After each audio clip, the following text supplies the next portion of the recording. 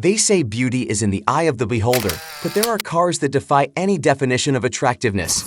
Before a car reaches the public, it passes through the hands of designers and senior management, normally resulting in a universally acceptable look. Yet, occasionally, a car emerges that defies all conventions of aesthetics. Here's a list of some of the ugliest and dumbest looking cars that ever made it from the drawing board to reality. Starting from casting back to 1985, the Consulier GTP embodied a striking paradox. Weighing a mere 2,200 pounds, its lightweight composite frame, combined with an avant-garde body composed entirely of Kevlar and carbon fiber, was revolutionary. Yet, in an era dominated by the allure of Ferrari, Lamborghini, and iconic Cobras gracing bedroom walls, the Consulier GTP remained the underdog.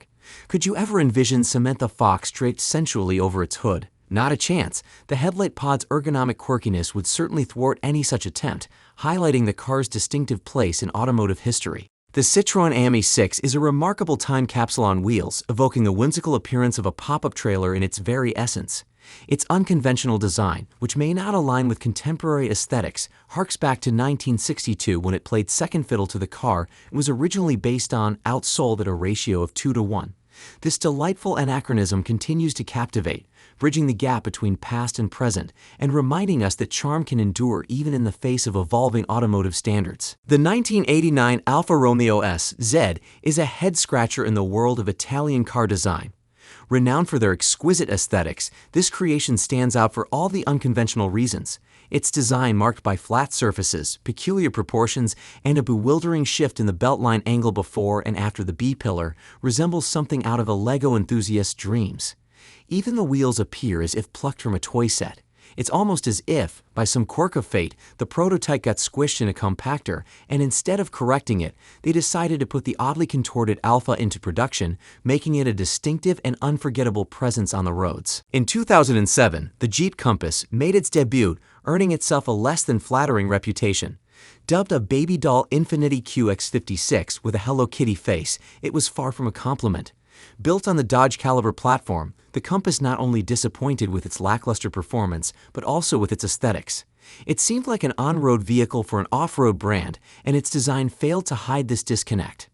Astonishingly, Jeep allowed this oddity to occupy showrooms for 4 years before a restyling effort attempted to salvage its looks, although the underlying issues remained.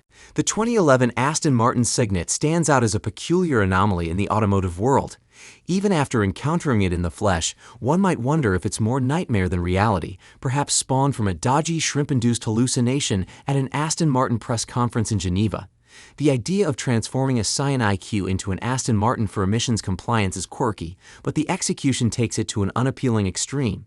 It was already an oddity as a Scion, but as an Aston Martin, it became a visual monstrosity, with a slight redemption in the form of a one-off V8-powered version that dared to tickle the funny bone. The 2018 Rolls-Royce Cullinan marked the luxury automaker's audacious leap into the SUV realm.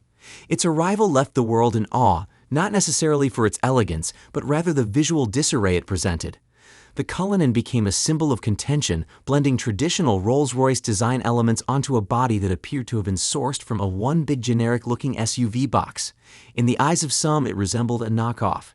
Despite its polarizing appearance, driving the Cullinan was a pleasure, primarily because once you were inside, you could blissfully ignore its exterior. Mitsuoka, a Japanese company with a penchant for grafting 1950s British styling onto contemporary Japanese cars, has produced some eyebrow-raising results. Their sports cars, like the Rockstar, which channels an old Corvette vibe, manage to capture a touch of cool. However, the sedans tell a different story, with the Gallu being a prime example of the stylistic experiment gone awry. The question lingers, why would anyone subject a beautiful vehicle like the Infiniti Q70 to this transformation? If this were a horse, we'd consider sending it to the Gallu factory. Rimshot. The 1998 Fiat Multipla has carved out a unique niche in the automotive world, collecting an array of awards for one distinction alone, being one of the ugliest cars ever. Its design is a treasure trove of eccentricities, a hood that appears squashed, a commitment to fishbowl-like windows reminiscent of the Pacer, and an overall look as if two cars were clumsily fused together. Inside, chaos reigns with gauges and controls crammed onto the center stack, resembling a defaced Fisher-Price toddler activity board. This Fiat's unconventional aesthetics transcended boundaries, uniting the world in agreement that it's a masterclass in automotive unattractiveness. Modern Aston Martins often embody automotive dreams, making it all the more confounding how the company birthed the Lagonda sedan, an automotive nightmare. Resembling a flattened 80s Chevrolet Caprice, it appears as though a rolling pin got the best of it. While the Lagonda earned praise for its boxy and futuristic interior, it seemed more like an escape from the distressing exterior than an embrace of its charms. If you've ever questioned this publication's measured critique of the Aston Martin Rapide, the Lagonda's tale provides the answer. The final chapter of the Skylark's evolution somehow escaped the harsh critique it rightfully earned as one of the most unsightly automobiles ever crafted. Its visual offenses are aplenty: an inexplicable point protruding from the front bumper and grille, parking lights that seem forcibly wedged in, an ill-fitting wheelbase exacerbating awkward proportions, hefty body cladding adorned with a clashing two-tone paint job, an idea Pontiac should have exclusively owned, and an outright ludicrous fender skirt look, in the 1990s no less. Notably, these early 90s Skylarks have become a rarity on the roads, unsurprising given Buick's uphill battle trying to sell a car so aesthetically unappealing. In 2014, Jeep unveiled its first Fiat-based SUV, the Cherokee, sparking a wave of skepticism. To everyone's surprise, the Cherokee's Achilles heel wasn't its performance, but its strikingly unconventional design. When it made its debut at the 2013 New York Auto Show, the automotive world was left bewildered by its multi-fanged, chinless appearance.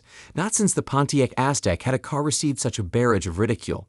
Beneath its peculiar looks, the Cherokee was a capable off-road crossover, but its odd aesthetics and lackluster refinement held back buyers until the 2019 model year brought a much-needed visual update. The VW Type 181, born out of a late 1960s German military design, took on a jewel life when it became available to the public in 1980.